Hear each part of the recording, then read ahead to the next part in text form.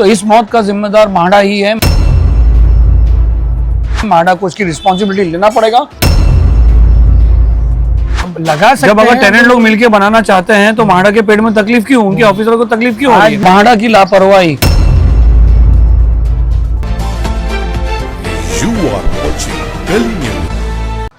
दोस्तों, B ward की Jhajjar building की हालत आपको पता है। इस पर आवाज़ उठाई गई कि म्हाडा में कोई आदमी नहीं है। कल एक नमूना आपको देखने मिला, एक नरसिंहनाथा स्ट्रीट में कोटक भवन की जो गैलरी गिरी, जिसमें से एक आदमी की डेथ हो गई और दो इंजर्ड हो गए। अब इसका जिम्मेदार या तो म्हाडा या तो कॉन्ट्रैक्टर। हम बात करते हैं कॉन्ट्रैक्टर एसोसिएशन के आसिफ म्हाडा साहब से। आसिफ भाई, ये जो कल मौत हुई है और 2 इंजर्ड हुए हैं, बिल्डिंग का छज्जा गिरा है, इसका जिम्मेदार कॉन्ट्रैक्टर है या म्हाडा है? अस्सलाम वालेकुम सलीम भाई, मेरा बोलना ये है कि म्हाडा ने उस बिल्डिंग की रिपेयर ली थी, उसका वर्क ऑर्डर इशू हुआ था और 3-4 साल तक वर्क ऑर्डर चला और टेनेंट ने कोऑपरेट नहीं की रिपेयर करने के लिए, जिसका लेटर म्हाडा की फाइल में है और वो वर्क ऑर्डर उसका वैलिडिटी ख़त्म हो गई। ठीक है। हाँ, अब इसमें टेनेंट लोग बोल सकते हैं अपन के वो जिम्मेदार है, लेकिन म्हाडा की भी जिम्मेदारी थी कि अगर टेनेंट कोऑपरेट नहीं कर रहे हैं तो उनको डेप्यूटी इंजीनियर को भेजना चाहिए, मीटिंग अरेंज करके टेनेंट को कन्विंस करके काम चालू कराना चाहिए। डेंजर पोर्शन है तो प्रॉपिंग डेमोलिशन कॉन्ट्रैक्टर को वर्क ऑर्डर देके डेंजर पोर्शन को डेमोलिश करना चाहिए और जहाँ भी प्रॉपिंग नेसेसरी लगाना चाहिए, लेकिन स्टाफ ही नहीं है। यही तो हमने आपसे इंटरव्यू लिया था इसके पहले भी। अब स्टाफ ही नहीं है तो फिर कहाँ से कौन काम होएगा? अब एक हादसा अल्लाह ने मतलब ये हो गया, अल्लाह ना करे अगर दूसरा हादसे का क्या लोग इंतजार कर रहे हैं।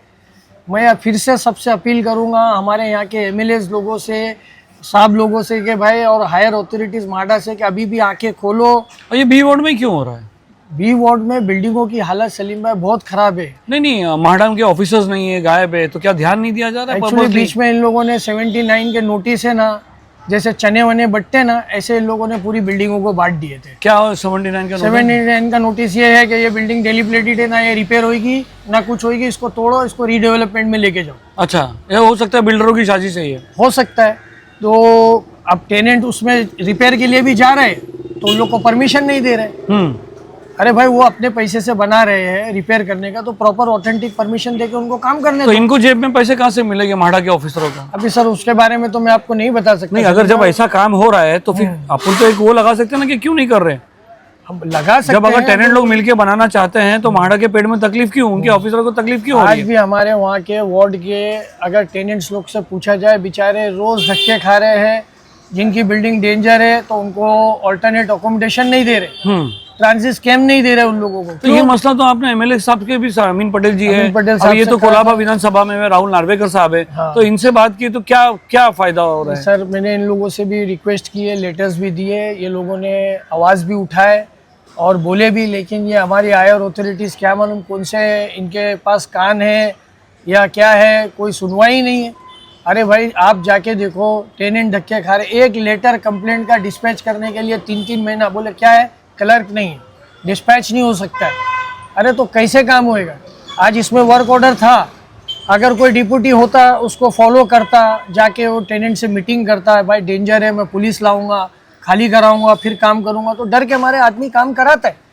लेकिन यानी आपको कहने का मतलब है, जो 4 टाइम एमएलए अमीन पटेल जी है, मैं खुला नाम लेता हूँ, मुंबा देवी के, राहुल नार्वेकर कोलाबा के एमएलए है और महाराष्ट्र असेंबली स्पीकर है, तो इनके होने के बाद भी काम नहीं होता है? उधर काम होता है ना। अरे भाई, ये लोग तो काफ़ी बिल्डिंगों को फंड देके उसको बचाते, हाँ, सेव करते, लेकिन अभी ये अपने फंड देने का काम कर सकते, ये थोड़ी बिल्डिंग तो फिर भी कोई तकलीफ आए तो उनको बोलना चाहिए ना कि स्टाफ क्यों नहीं है? इनके पास कोई स्टाफ नहीं होने का रीजन क्या बताया जा रहा है?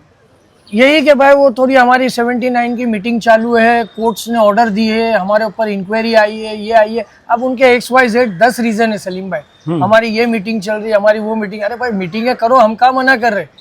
कम से कम आधा दिन तो स्टाफ बिठाओ जो जाके कम से कम बची हुई बिल्डिंग है जो है, अल्लाह ना करे कोई हादसे से पहले उसको संभाल लेवे। कल से क्या हो रहा है म्हाडा में? अभी आज से तो लोगों ने प्रॉपिंग का और वो सब चीज़ का, बिल्डिंग जो गिरी, बैल्कनी गिरी है, वो उसका चालू किए, PD का वर्क ऑर्डर इशू करे उसका। अभी मैंने इनको बोला हूँ कि भाई इंस्पेक्शन करो सब बिल्डिंगों को, तो बोले हाँ अभी बोले हैं हाँ, अब स्टाफ इनका आएगा तो जो पेपर्स डिस्पैच होते हैं उन पे फॉलो करेंगे, हाँ भाई ये बिल्डिंग का लेटर आया, डेंजर है, हमको जाके देखना चाहिए, तो ऑफिसर जाता देखता है तो उसमें एक्शन होता है। या तो ऑफिसर ही नहीं है देखने के लिए, वो खाली कागज की तरह डिस्पैच हो रहे हैं और वो सब के सब साइड में पड़े। दोस्तों, म्हाडा की लापरवाही, कम आदमी होने की वजह से इंतज़ार किया जा रहा है कि बड़ा हादसा हो, उस पर प्रॉपिंग की जाए, उस पर काम किया जाए।